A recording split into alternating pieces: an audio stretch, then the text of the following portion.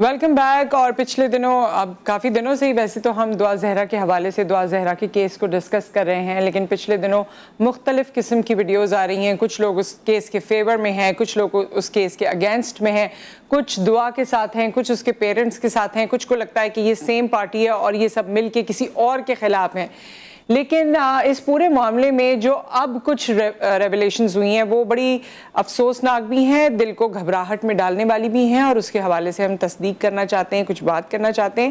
پچھلے دنوں اقرار الحسن جو کہ فیمس ٹی وی اینکر ہیں، آپ سب انہیں جانتے ہیں اور انویسٹیگیٹو پروگرامنگ کا وہ حصہ رہے ہیں، انہوں نے کہا کہ جی میں نے اپنی انویسٹیگیشن چھوڑ دی ہے اس وجہ سے کیونکہ دعا کی زندگی کو خطرہ ہے.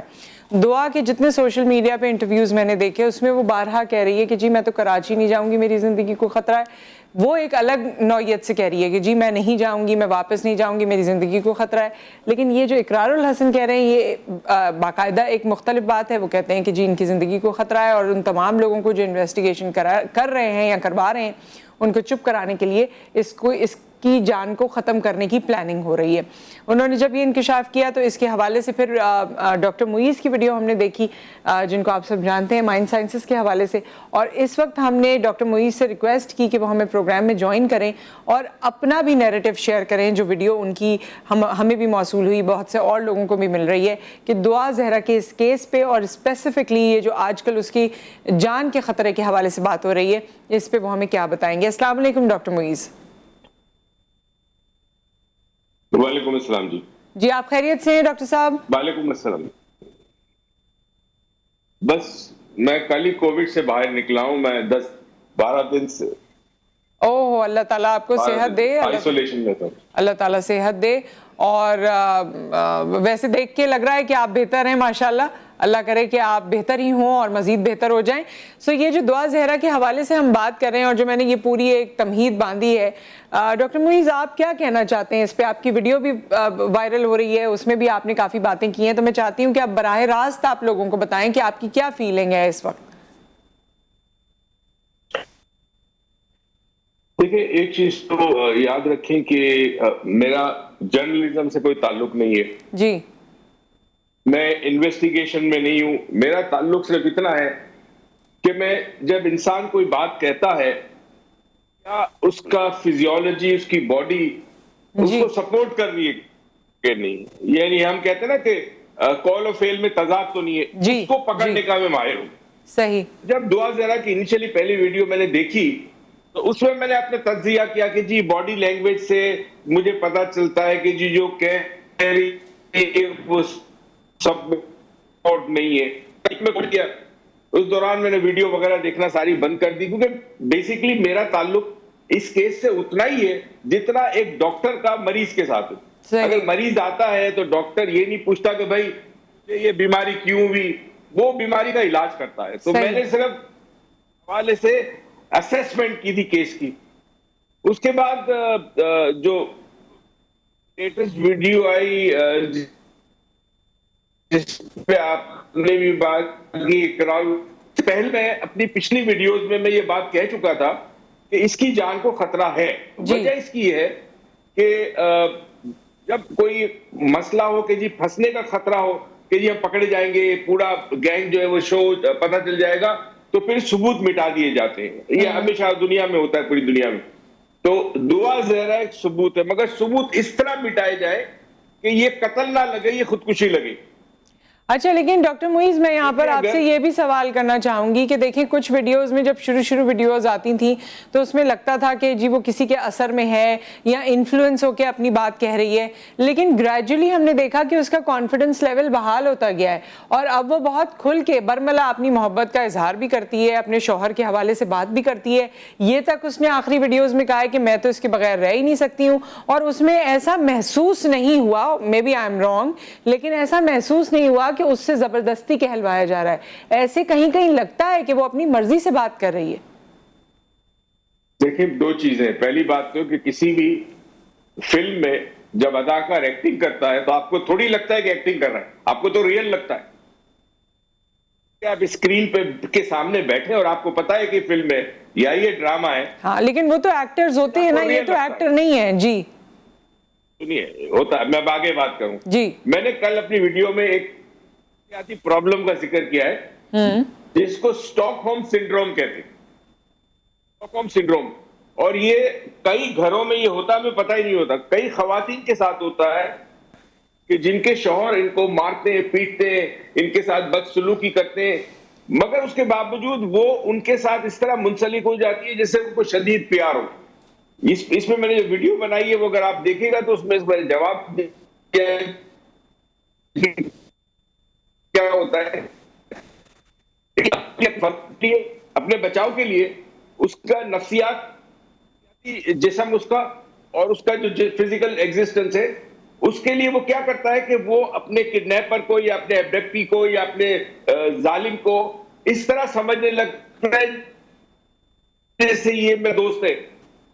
प्यार होने लगता है, कई केसेस में प्यार होने साइकोलॉजिकल डिसऑर्डर है जिसके बारे में आम इंसान को नहीं पता।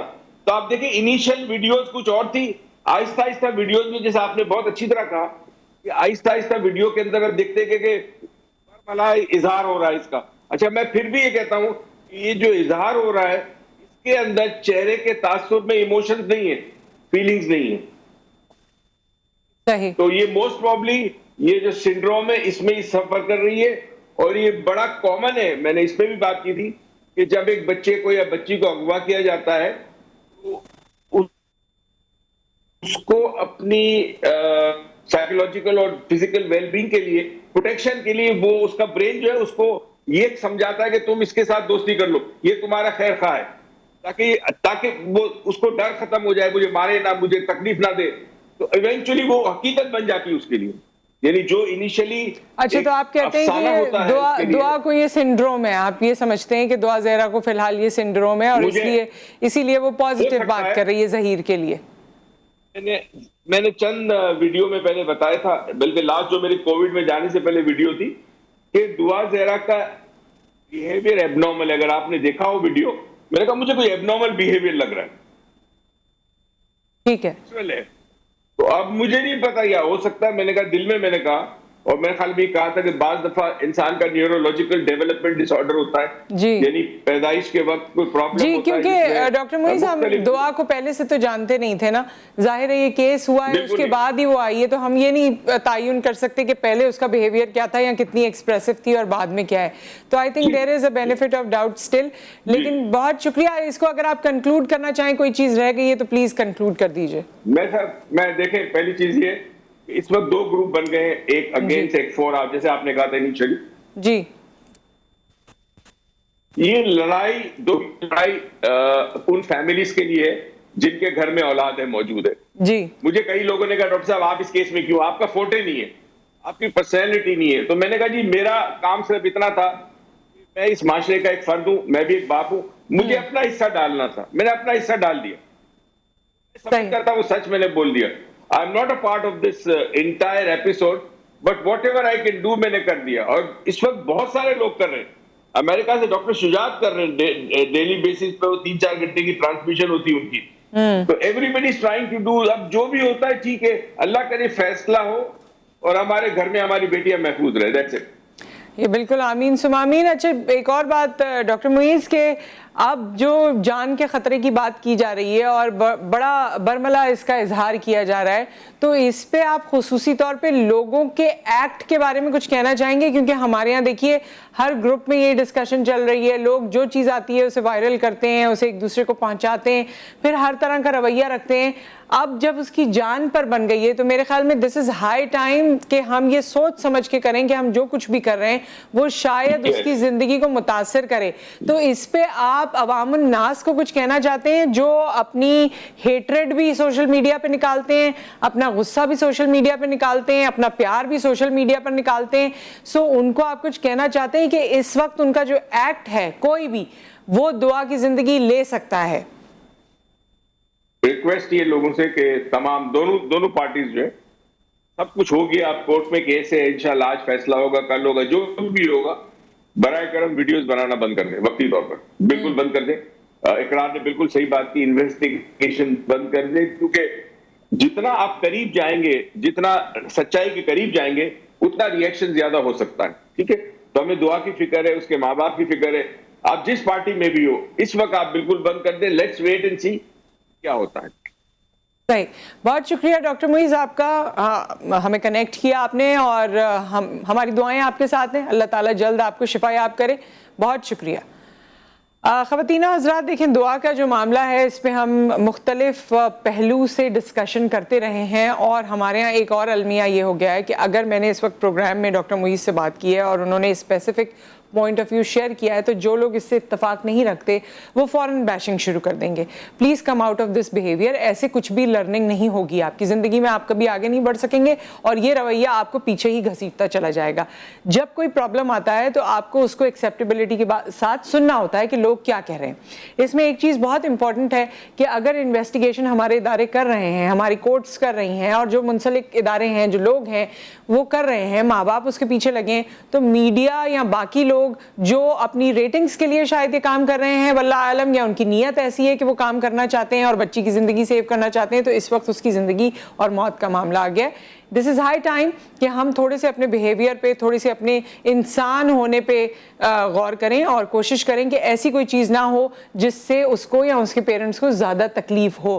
گو کہ یہ تمام معاملہ ظاہر ہے جس طرح میڈیا میں آیا، پیرنٹس نے میڈیا کا بڑا شکریہ ہمیشہ ادا کیا ہے، بٹ آئی تھنک کہ کچھ ایتھیکل ویلیوز اور پوائنٹس ایسے ہوتے ہیں جہاں پر آپ کو ڈیسیجن میکنگ کرنی ہوتی ہے.